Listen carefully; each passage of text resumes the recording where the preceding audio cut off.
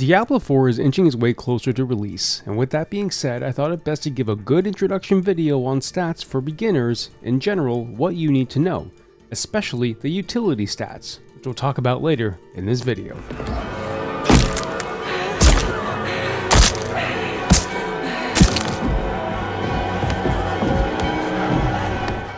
Diablo 4 has 4 core stats that all classes utilize: Strength, Intelligence, Willpower, and Dexterity.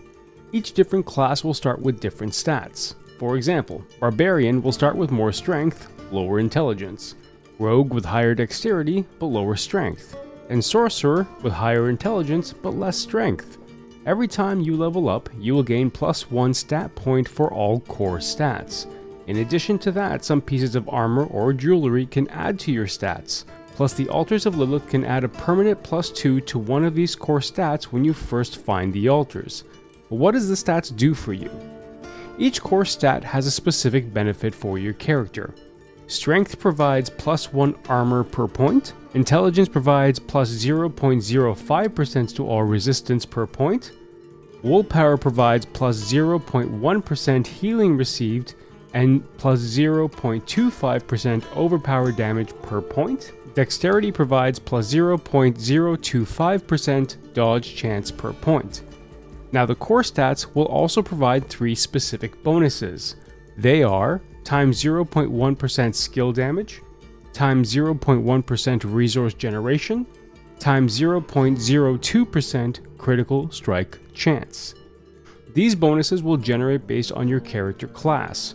For example, Barbarians get a times 0.1% skill damage for every point in Strength, whereas the Rogue gets that for every point in Dexterity.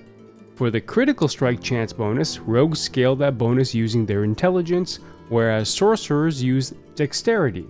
Think of it this way: the skill damage bonus will always scale with the strongest stat for your class that you start with. The resource generation is the second, and the critical strike chance is the third strongest stats your character class starts with. Defensive stats.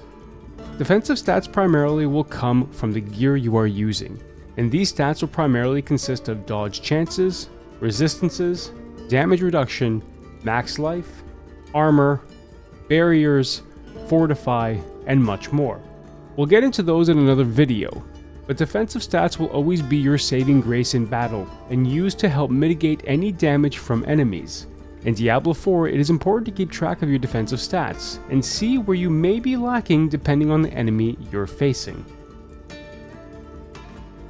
Offensive stats. Offensive stats are, well, hit hard and hit fast. These stats can range from a variety, and usually are supplemented using weapons, gloves, and jewelry.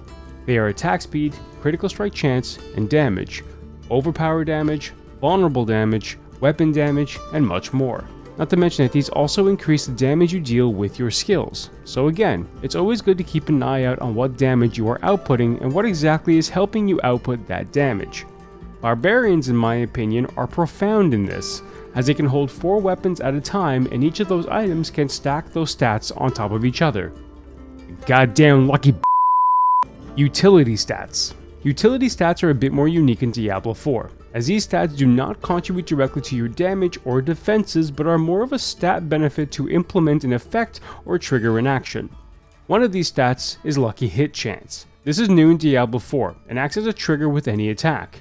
Usually, Lucky Hit stats will be marked on weapons, aspects, passives, or items. Lucky Hits provide you a skill or a trait when it activates. Skills such as Execution, additional critical, elemental effects, and much more. They are a chance to inflict a special attack and or skill based on the percentage of lucky hit chance you have. Cooldown reduction is another stat to be aware of. This allows your skills to have a lower cooldown so you can use them more frequently in battle. This usually is applied using helms, amulets, or focuses, which are specific to sorcerers only. Resource cost reduction usually is applied on jewelry and provides you a cheaper way to use your skills by negating the amount of fury, mana, or energy depending on your class.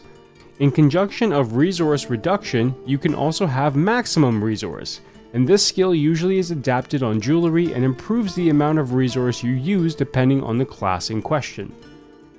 Movement speed is pretty self-explanatory and usually comes from aspects on legendary items and or rare items.